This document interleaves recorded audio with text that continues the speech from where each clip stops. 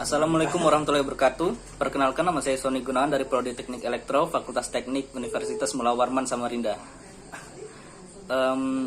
Pertama-tama, virus corona pertama kali muncul di kota Wuhan, Cina pada akhir 2019. Dan semenjak kemunculan virus ini, banyak orang-orang yang terkena dampaknya, mulai dari segi ekonomi dan dari kegiatan yang mereka lakukan sehari-hari. Dan di awal 2020, Cina hampir berhasil menaklukkan wabah ini dan menjadi 0 kasus. Namun semenjak itu virus corona sudah terlanjur menyebar ke berbagai negara-negara lain, salah satunya Indonesia.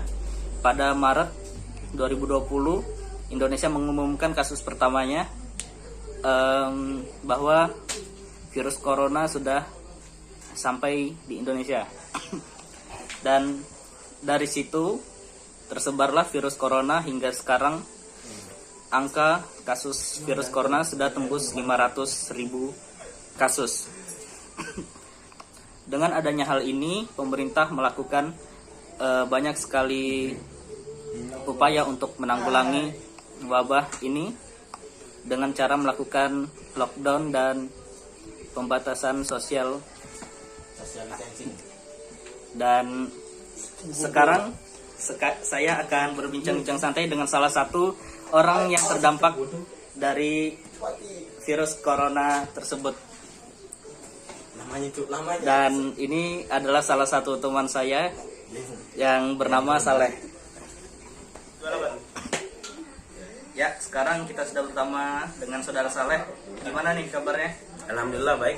Ya, sekarang saya ingin berbincang-bincang sedikit nih dengan Anda. Kan sekarang nih sudah hampir setahun kita mengalami wabah virus corona yang sekarang belum ada kemajuan dari segi penanggulangannya. Nah, saya ingin bertanya ke Anda, dampak apa sih yang Anda rasakan dari virus corona ini? Nah, itu sangat berdampak bagi saya dari segi ekonomi maupun kegiatan sehari-hari saya. Oh, kalau begitu bisa dijelaskan nggak apa sih dampak dari segi ekonomi atau dari kegiatan sehari-hari, apa aja yang berdampak? Ekonomi itu uang jajan pasti ya berkurang untuk sekolah online, beli paket. Ya. Untuk kan akhir semester juga nih, jadi banyak mengumpul ngeprint tugas. Ya, terus ada lagi? Dari bensin juga, karena sekarang sudah nggak ngekos lagi. Kalau dulu kan ngekos, sekarang sekarang sudah nggak ngekos lagi, jadi harus PP untuk ngantar tugas. Kenapa nggak ngekos? Uang sekolah berkurang, jadi nggak cukup untuk ngekos lagi. Gitu ya. Ya. Kalau dari proses pembelajaran gimana tuh? Ada nggak biaya tambahan gitu atau kesulitan dalam belajar, gimana sih? Ya pasti kesulitan lah dalam belajar, apalagi sekarang kan belajar online, sekolah online gitu, jadi kegiatan belajar terganggu gara-gara virus corona ini. Oh gitu. Kalau dari materi yang kamu tangkap dari sekolah, apa tambah sulit atau bikin stres atau gimana? Ya pasti tambah sulit karena tidak tatap muka gitu, jadi lebih sulit. Oke, kalau masalah kuota sendiri gimana? Bisa nggak ditanggulangi istilahnya? Bisa, karena sekarang sudah nggak ngekos, jadi uangnya bisa dipakai untuk beli kuota sekolah online. Oh gitu ya. Kalau dari pemerintah ada nggak tambahan kuota atau bantuan lain? Ada, tapi kuotanya kartu eksis, jadi di tempat saya jaringannya nggak ada. Kalau di sama tempat kosan kemarin ada. Oh gitu.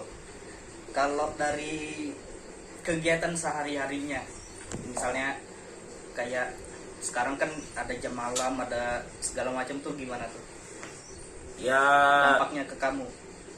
Pasti adalah, karena sekolah online pasti ada jadwal malam, pagi, itu di spam tugas terus, jadi susah mau ngelakui kegiatan yang lain. Oh, jadi ada jadwalnya ada malam juga gitu?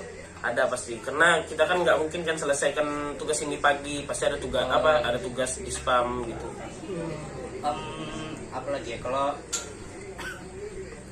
Kalau dari segi ekonomi kan sudah ada kegiatan. Kesibukannya akhir-akhir ini gimana?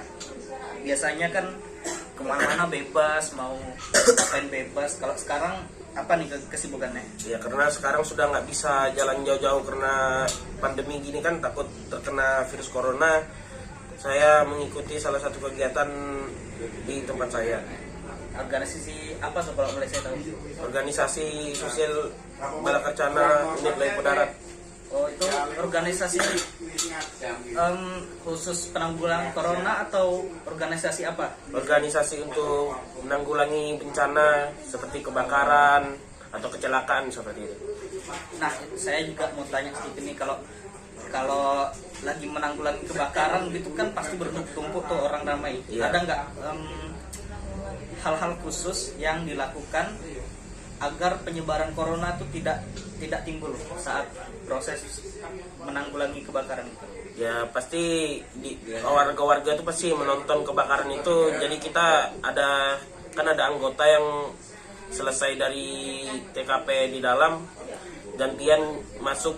Jadi ada yang jaga warga biar tidak berkerumunan gitu. Oh, seperti itu ya.